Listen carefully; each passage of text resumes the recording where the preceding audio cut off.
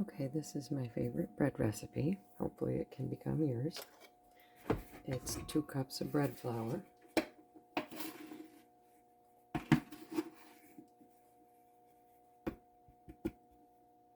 And I don't weigh it.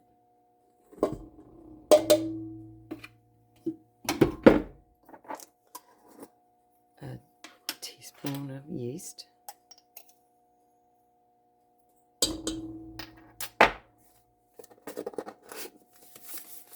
A teaspoon of salt.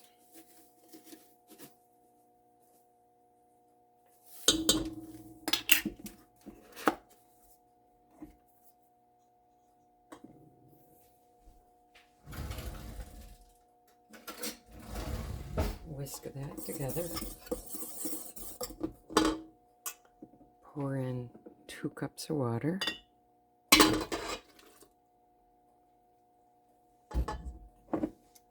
And about a tablespoon of olive oil. And about the same of honey.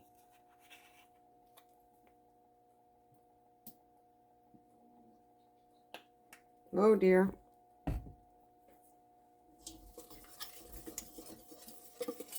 And whisk that all together.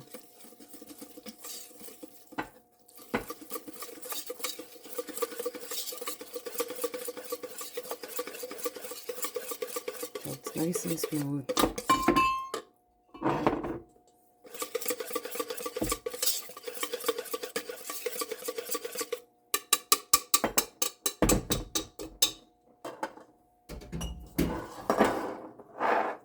And add 2 more cups of flour.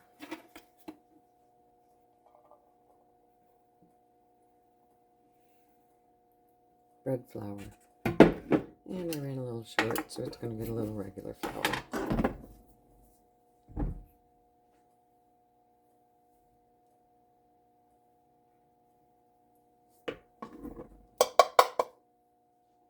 Now you take that over to your stand mixer and mix it up.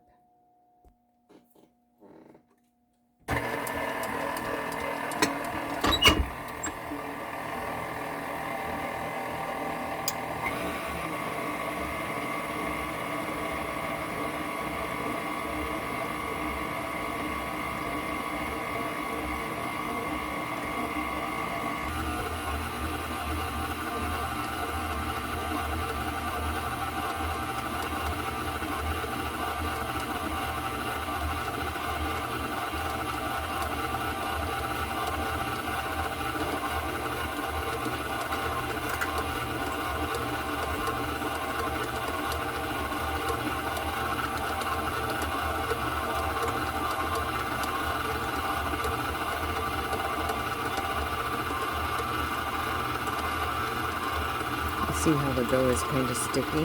You want it to be sticky.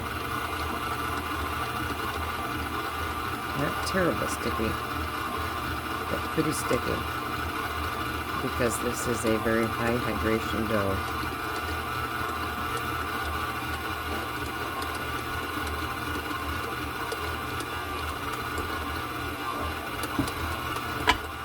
You can always add a little more flour if you think it's too sticky. But you want it sticking to the bottom, but releasing on the sides. And if I had used all bread flour, I wouldn't have needed as much flour, but I ran short.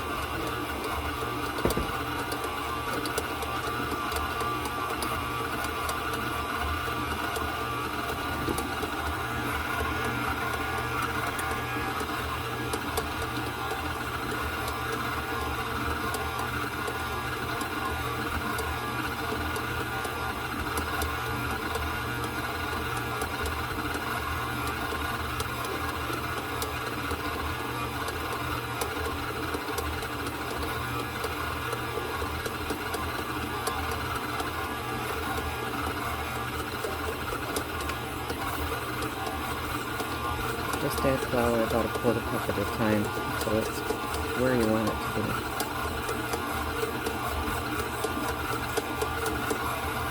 Now you can see that it's sticking to the bottom, but the sides are released. That's just what we want. Let that go about another 5 minutes.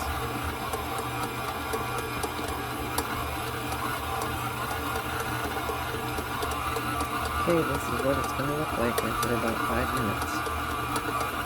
And all I have to do is turn it off and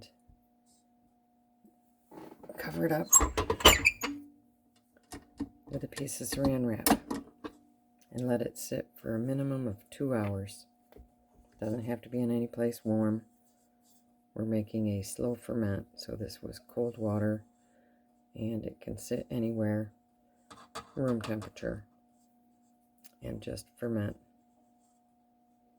And in 2 hours, you're ready to do some stretches and folds, and then wait another half hour, stretch and fold again, another half hour, stretch and fold again, and then cut it in half, shape 2 loaves, and let them rise and bake them. And you'll bake them for about 40 minutes at 425 degrees.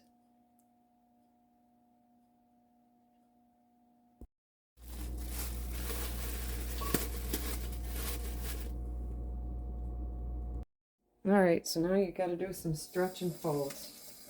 Just wet your hands and go around in here, pull it away, and stretch it out, and flip it over.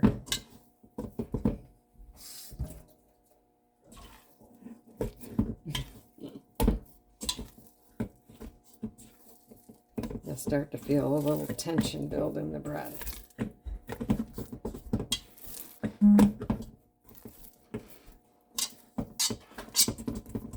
That's it. Cover it back up again. Wait another half hour, thereabouts. It's not specific. A lot of times I mist the loaf in between just with a little spray mister. It helps to not get it stuck on the edges of your bowl so much. So, not a lot.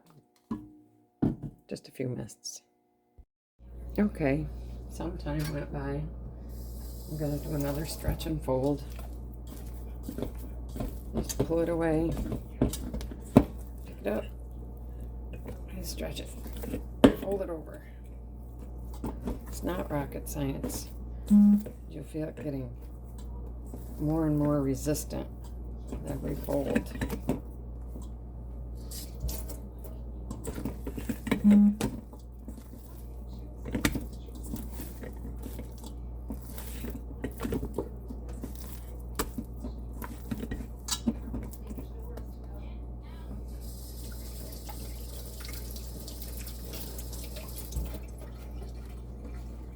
Give it another mist with your spray bottle. Just keep them sides from getting stuck. And let it sit for another half hour, 45 minutes, hour, whenever you get back to it. Okay, so the next step is making the loaves. You're going to shape the loaves. Actually, just going to cut it in half to begin with. I'm going to get 2 loaves, little Dutch oven loaves. And I use olive oil again to slather my surface. I like doing that better than using flour. I'm just going to dump it out.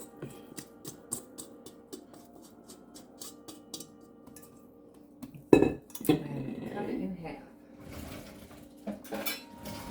Now some people would say you got to weigh it and all that. Well, I eyeball it, so to each their own.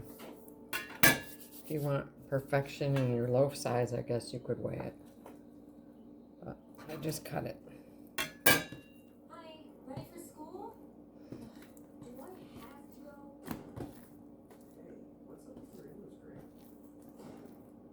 go? Alright, so I'm just going to take these and do a envelope fold in both directions and then shape it into a circle. It's a very soft, very high hydration loaf. And you're just going to let that sit into the other one. And you're going to let them sit about 15-20 minutes. Olive Garden now delivers. Only at olivegarden.com.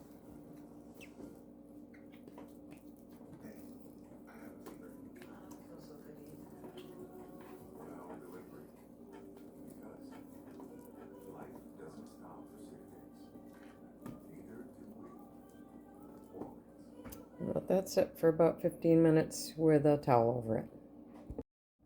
Okay, now we're ready to shape the loaves. Grease up your hands.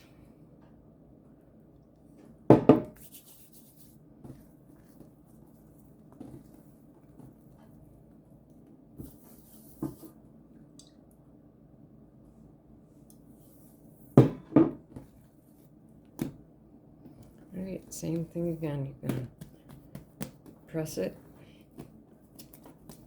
fold it like an envelope, press it out again, and roll it up. Get the ends to come in.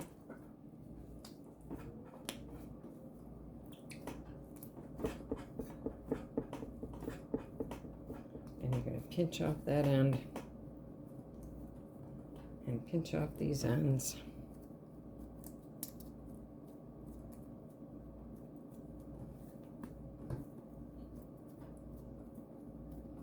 Making a nice little log.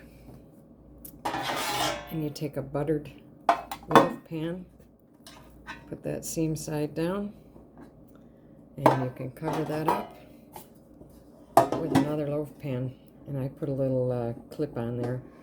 And you're going to let that sit and rise for about, an hour or so, till it doubles, or close to doubles. And do the other one. An envelope. Yeah.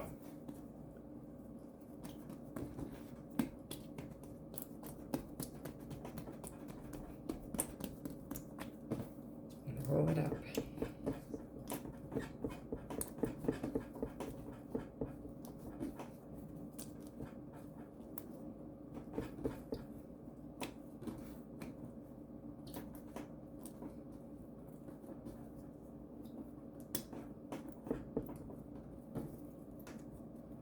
Pinch off your edges.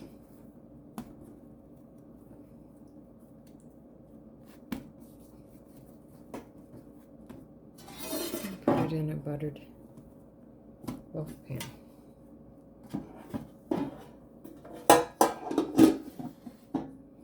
Note, always clean your dishes well in between, because once this stuff dries, it's like glue, and it's nearly impossible to get off. Okay, so your bread looks like it's about doubled, and you put your little clip on the end here. Preheat your toaster oven to 425 degrees. I have the Kosari. It's all preheated, and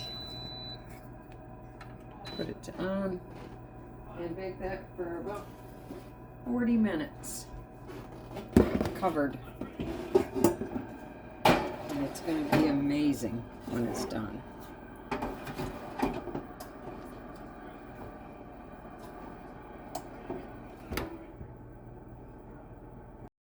I completely forgot to score my loaves. So generally, I score them with a lamb. Or lame, whatever they want to call this. And we're going to see how it turned out without them. Okay, it's been over 40 minutes because I forgot to set a timer. So let's take a look and see where we're at with this. Oh, looks beautiful. And it did split itself open. So not a big deal that it didn't get scored. Let's see what the other one looks like.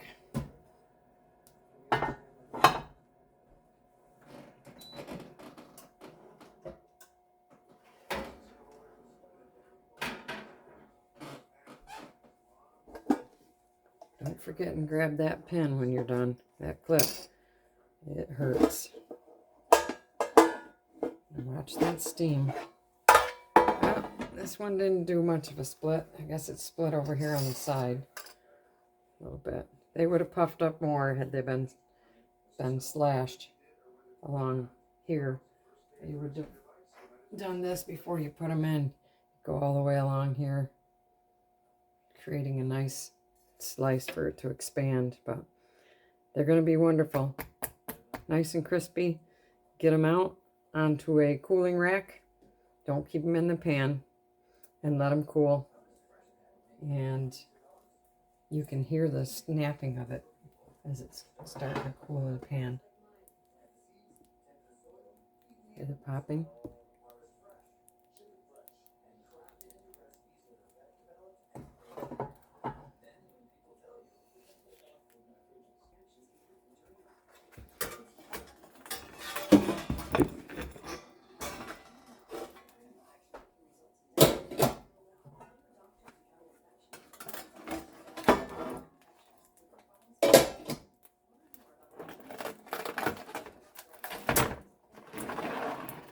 There, they look yummy.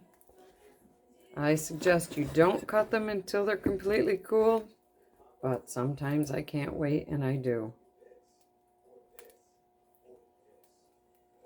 Other things to note, you're only greasing the bottom of the Dutch loaf pan or the bread loaf pan. You don't need to grease the top, just the bottom. And I think that's it. I hope yours turns out wonderful. Thanks for watching. Listen to the snap, crackle, pop.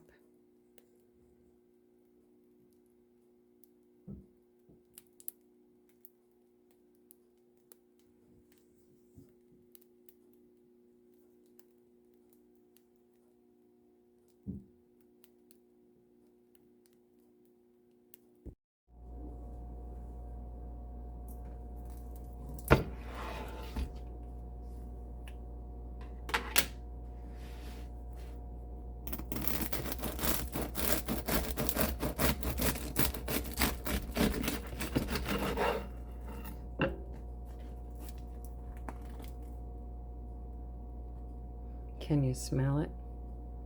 Mmm.